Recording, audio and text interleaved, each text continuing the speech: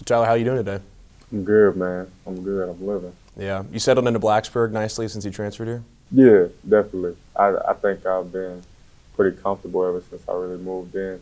Got to know the layout of everything in the summer. So, yeah, I like it a lot. And I know when you first moved from Chapel Hill to Blacksburg, it wasn't your first time here. Obviously, you were recruited heavily by the Hokies. When you transferred from UNC, was Virginia Tech kind of that did that factor into the decision to come here because you had been here so many times? Yeah, definitely. I think there was a sense of comfort about it, but it was also I had knew what their culture was about even when I was coming out of high school. Coming out of high school, that was like a really, really hard decision for me because just trying to figure out what was best for me and my future and my life at the time without really knowing what you're getting into. So I think the connections that I made before I even went to college was a big part of why I came here after. What ultimately led to you deciding to transfer out of Chapel Hill just after your first year in UNC? Yeah, I would say it was because the culture there didn't mesh very well. I think obviously they have a new situation with Coach Hubert Davis coming in. That was his first year last year. Maybe that had something to do with it, but I feel like the culture within the program and the energy within the program wasn't what it should be like for a basketball team. So I think that played a big part in, me wanting to part ways with him. So do you feel like you fit into Virginia Tech's culture then a lot better compared to UNC's? Definitely. I think also just as a generality, like this program is more about their narrative is like hard work. Like we got to get it from out of here because we don't have a blue blood name. Yes, we're in the ACC and the ACC is a power conference, but it's not, you don't have the same ring when you say Virginia Tech as when you say Duke, Kansas, North Carolina, whatever the case is. So it's kind of that chip on the shoulder type of feeling, and everybody's working to change that narrative.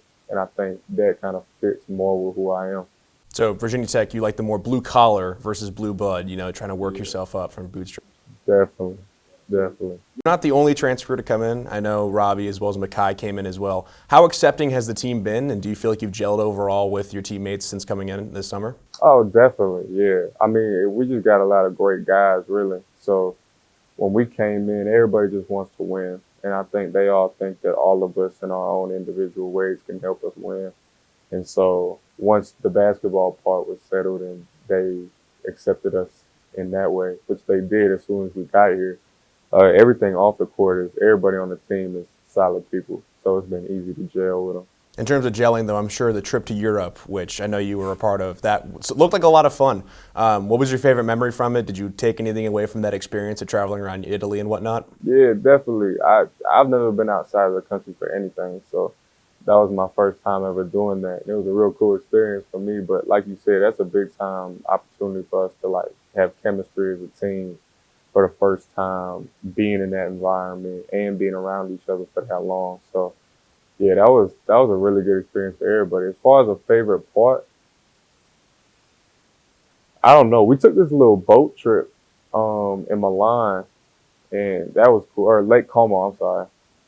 Lake Como. That was pretty cool. But I don't know. There was a lot of good parts though. So I don't know. Yeah, it was more of a work vacation. I know, obviously, you guys scrimmaged a few teams over there. So far in the system, do you feel like you fit well overall in Mike Young's system? Definitely, just a lot of movement, a lot of spacing, I mean, spacing is probably the biggest word I could say because you have guys that can shoot the ball the way we can and do things with the ball. Having space is everything. And then movement on the backside, on the ball, strong side. Like, we just do a lot of different things that makes it really hard to guard. What's it like so far, been playing under a coach like Coach Mike Young? It's awesome, man, because Coach Young is like everything that you see about Coach Young is exactly how Coach Young is. Like, he's old fashioned, but he's cares about all of us. He's real in tune with everything. He's a man of the people, but he doesn't BS you ever. Like, he'll tell you exactly what he's thinking, and it's never personal with him. He's just trying to make sure you're a better player. So he's very straight up with whether or Yeah. not your performance is on the court and whatnot. For sure. And he'll tell you exactly what it is and what needs to happen or what's not happening. And once he tells you and you understand, it's over with. He doesn't hold no grudge. You don't hold a grudge. It's no personal. It's just he's telling you what it is. What's it like playing with a guy like Hunter Couture? He obviously feels like a mentor on and off the court, as well as the fact that Coach Young in the presser last week said that he installed a play for the first time from a player in like his 38 years of coaching. I heard that, and I know that Couture has personally said himself he wants to be a coach. But what's it mainly like playing with a guy like him? It's awesome. I mean, somebody with that much experience at this level and obviously within the system can teach you a lot. And I think he's a really smart guy. He's skilled and he's talented, but he's extremely smart. And just the amount of experience he has, like, you can't replace that. So just learning him and just little things, like little intangibles that he has within his game that help him get that much more open, that much better timing, or whatever the case is. So you can learn a lot watching a guy like him. So it's like he really tries to focus on the minute details that even though they're small changes, they'll help him down the road kind of thing. Yeah, definitely. And I think some of it at this point for him is just instinctual because he's been doing it for so long. Like his 5th year playing college basketball, and he's been running the same type of system for all 5 years. So a guy like him, he knows exactly what he needs to do to get what he wants. So in this system, there's probably not a better guy to watch. In terms of the season itself, you guys tip off against Coppin State, less than a month away. It feels like it's was forever ago that it was long ago, but now we're here. How are you preparing yourself for opening tip? Really just keeping everything in tune, keeping my body in tune, keeping my mind in tune, and just working to get that 1% better every day. So every time we come in here and practice, we have live practices. Everything is like on script to the detail, everything's sharp. And I think as long as everybody comes in every day locked in, we're going to be good. In terms of the season itself, you guys do play UNC in February. Are you looking forward to playing your old team in Chapel Hill, too? They're not coming up here like they were last year. Oh, yeah. I'm very excited to play them at Chapel Hill.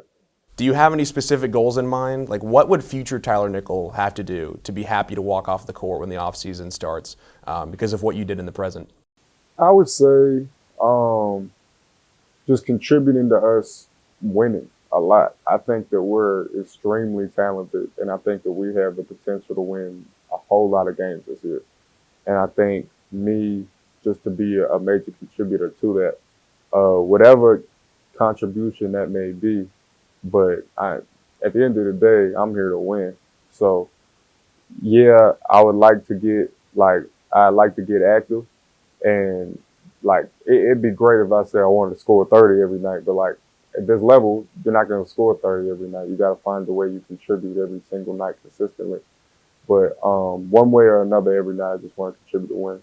So last question. It's a fun one. I know that you are a big MMA and body Yeah. martial arts kind of fan. Do you follow UFC at all? Yeah, I do a lot. Yeah. Are you ready for Saturday night's fight? Absolutely, I'm ready for that fight, man. What's crazy is I just got off I was locked in on the Canelo fight I don't know if it was this past weekend or weekend before, but I was locked in on that. Jermell Charlo didn't give him everything he wanted. I was disappointed in that, but now I got this, so we all good. Will you be watching Saturday night with like a watch party at all, or? I don't know if it'll be a watch party because I don't know who else into it like that, but I'll definitely be tuned in. Well, I'm sure it'll be a good fight. But speaking of a fight, I hope you guys put up a good one this season, and good luck, and thank you so much for doing this today, Tyler. Appreciate you, man.